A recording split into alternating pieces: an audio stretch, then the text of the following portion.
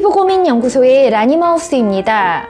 오랜만에 스킨케어 Q&A를 해보려고 하는데요. 오늘의 스킨케어 질문은 구독자분들이 해주신 질문에 제가 대답하는 것이 아니라 제가 우리 백세님들에게 10가지 스킨케어 질문을 해보려고 합니다. 이 10가지 질문의 정답을 5개 이상 맞추신 분들은 스킨케어의 중급 과정 이상이 되었다고 볼 수 있고, 수년간 저와 함께 스킨케어를 해오신 분들도 계시고, 최근 백세관리 클럽에 들어와서 지난 스킨케어 영상을 정주행했다고 말씀하시는 분들도 많으시기 때문에 그동안 스터디해온 스킨케어 이해도 테스트를 해보는 날입니다. 다 같이 한번 저희가 올바른 스킨케어를 하고 있는지 점검해보는 시간이 될 것도 같아요. 첫 번째 질문이 나갑니다. 아침에 일어나서 샤워를 하지 않을 때가 있습니다.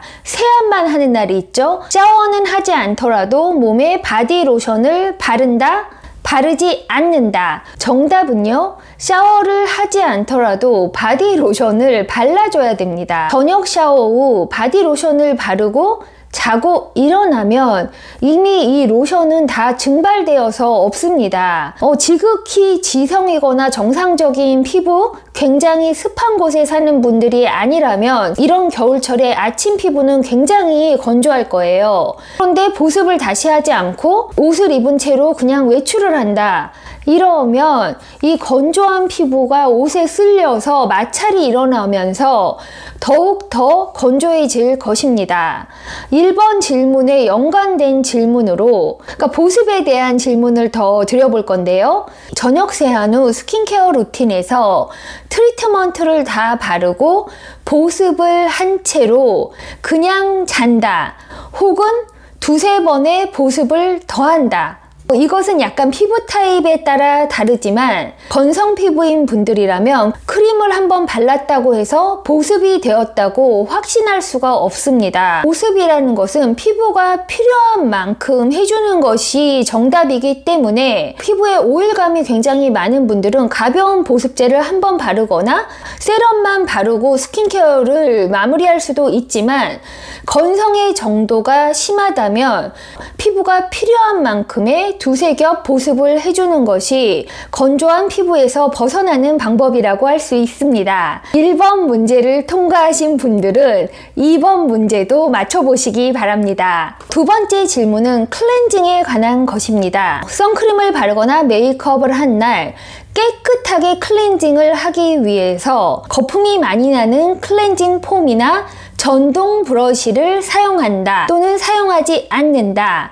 정답은요, 사용하지 않는다입니다. 뽀독뽀독하게 닦아내서 좋은 결과를 볼 수 있는 피부 타입은 없습니다. 어떤 피부 타입에서 시작하든지 피부의 오일을 너무 과다하게 빼내고 각질 정리를 매일 하고, 특히 전동 브러쉬를 계속 사용하는 것은 피부 민감성을 부추길 뿐이라서 간혹 각질 제거 용도로 브러쉬나 조금 센 거품 나는 클렌저를 사용할 수도 있겠지만, 그것을 데일리 루틴으로 사용하는 것은 피부에 자극만 남길 뿐입니다.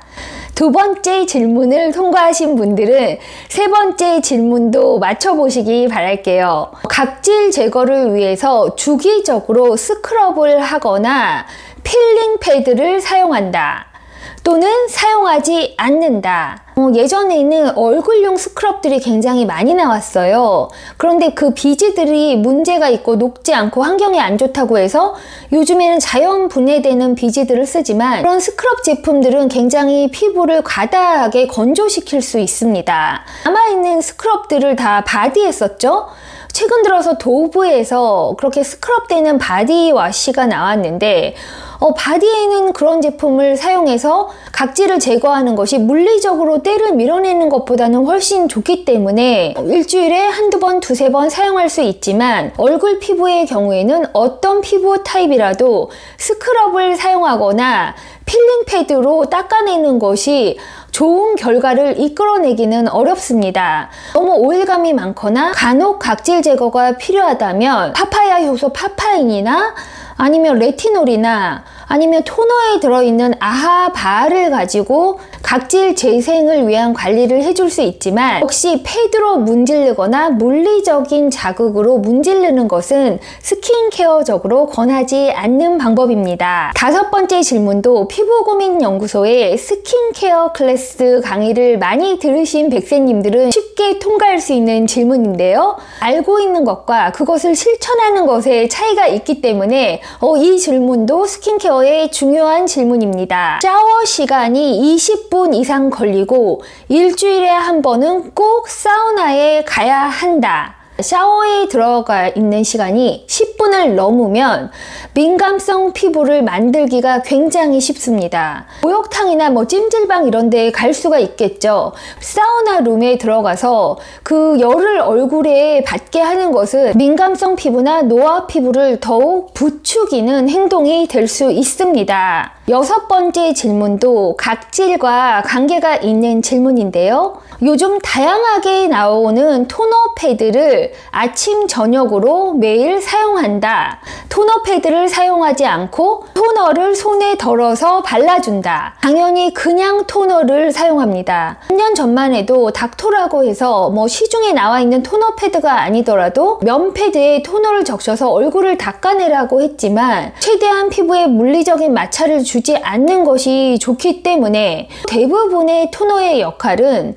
클렌징을 마무리하는 기능이 있고 또 아하나 바하 성분이 함유되어 있는 경우가 많기 때문에 닥토를 하지 않는 것이 피부 진정을 위해서는 훨씬 도움이 됩니다. 아무리 좋은 성분이 들어있는 피부 진정 토너 패드라 할지라도 이게 마스크처럼 붙여놓는 것은 모르지만 문질러서 얼굴을 닦아내는 것은 권하지 않습니다. 7번째 질문은 피부고민연구소를 통해서 함께 스킨케어를 한 지 3년 이상 되었지만 여전히 매운 음식이나 튀김 음식, 밀가루 음식을 주기적으로 섭취한다. 또는 섭취하지 않는다. 이것은 아마 모두 정답을 알고 계실 텐데요. 글루틴 프리 다이어트를 하는 데는 이유가 있습니다. 밀가루를 먹으면 염증이 생기기 쉽다고 하잖아요. 여드름 피부에 굉장히 안 좋죠. 맥도날드 같은 데 가서 프렌치 프라이를 시켜서 먹고 비빔면을 먹고 커피를 한 잔 딱 마시면 다음날 턱드름을 만들어낼 수 있습니다. 8번째 질문도 백세님들에게 꼭 드리고 싶은 질문인데요. 1년에 3번 이상 세안을 안 하고 자거나 메이크업을 한 채로 잠에 빠져든 적이 있다? 없다? 우리 백세님들은 없으실 거라고 생각합니다. 특히나 여드름 피부, 모공 피부인 경우에는 화장품이 아무리 모공을 막지 않는다 하더라도 뭔가 두껍게 바른 상태에서 땀을 흘리거나 밖에서 먼지가 달라붙은 채로 들어와서 닦아내지 않고 장시간 수면을 하는 경우에는 반드시 모공 트러블을 일으키고 그 모공 트러블이 일어나면 그것이 색소 침착으로 이어지기 쉽습니다. 너무 피곤할 때 앉아서 쉬지 말고 반드시 먼저 씻고 눕는 루틴을 이어나가시기 바랍니다. 백세님들에게 물어보고 싶은 9번째 스킨케어 질문은 색소 침착 제거를 위해서 레이저나 필링을 주기적으로 받은 적이 있거나 하이드로퀴논을 사용한 적이 있다 또는 없다 입니다. 라니마우스 채널 피부고민연구소 스킨케어 영상을 많이 보고 숙지하신 분들은 색소를 자극하면 자극할수록 더 많이 올라온다는 것을 이미 아셨을 텐데요. 제가 이게 수년간 채널을 운영하면서 여러분들의 댓글을 받다 보니까 더욱더 확실하게 알게 된 것이 있습니다. 여러 영상에서 백세님들을 굉장히 간곡하게 또는 잔잔하게 아니면 돌려 말하면서 말려왔단 말이에요. 뭔가 얼굴에 자극이 되는 관리를 했을 때는 그 이후 관리가 정말 철벽을 칠 수 있으면 관리를 받고 그렇지 않으면 색소를 파내기 위한 생 관리를 주의하라고 정말 10번, 20번, 100번 이상 말씀드린 것 같아요. 그러나 당장 얼굴에 색소가 생긴 게 너무 보기 싫기 때문에 어떤 파내는 관리를 한 이후에 많은 분들이 더 이상 채널에 댓글을 달지 않으십니다. 저의 만류에도 불구하고 뭔가를 하시고 그 색소가 더 진하게 올라왔을 때 이게 피부 관리를 또 포기하시기 때문에 스킨케어 영상을 외면하시는 경우가 있어요. 그러나 스킨케어 영상은 외면할 수 있지만 자기 자신, 본인의 피부는 절대 외면할 수 없기 때문에 항상 기본을 지키는, 색소를 세게 뜯어내는 것이 아니라 아주 순하게 달래면서 하는 지루한 관리를 꼭 이어나가시기 바랍니다. 10번째 질문이 가장 중요한 질문인데요. 백세님들이 이 질문에 꼭 통과하시기를 바랍니다. 그동안 피부고민연구소를 통해 스킨케어에 대해 스터디하면서 피부 밀당 관리나 각질 재생 주기에 대해서 완전히 이해했다? 아직도 모르겠다. 저와 수년간 스킨케어를 함께 해오신 백세님들이 이미 피부 밀당 관리와 본인의 피부 재생 주기를 잘 알고 그 주기에 맞춰서 피부 관리를 실천하고 계시다면 이제 하산하셔도 좋습니다. 학교라면 졸업장을 드릴 수가 있을 거예요. 그러나 여전히 밀당 관리와 재생 주기의 합을 맞추지 못한 분들이거나 이 말이 도대체 무슨 말인지 모르겠다고 생각하시는 분들은 라니마우스 채널 피부고민 연구소 스킨케어 영상을 다시 한번 돌려보시기 바랍니다. 저희 채널에 슈퍼마켓 가는 영상이 굉장히 인기가 있단 말이에요. 이 스킨케어 정보라는 것은 요즘에 너무너무 널려있기 때문에 굉장히 새로운 게 나오지 않는 한 슈퍼마켓 영상보다도 조회수가 나지 않지만 슈퍼마켓과 스킨케어를 비교해 봤을 때 저희가 일주일에 장보기를 몇십만원, 몇백 불을 할 수 있단 말이에요. 그러나 일주일에 그만큼의 지출을 피부에 하지도 않고 장을 봐서 음식을 하는 시간만큼도 얼굴에 투자하지 않는 경우가 많습니다. 그러나 정작 저희 피부와 얼굴은 거울을 볼 때 내 기분을 결정하는 요소의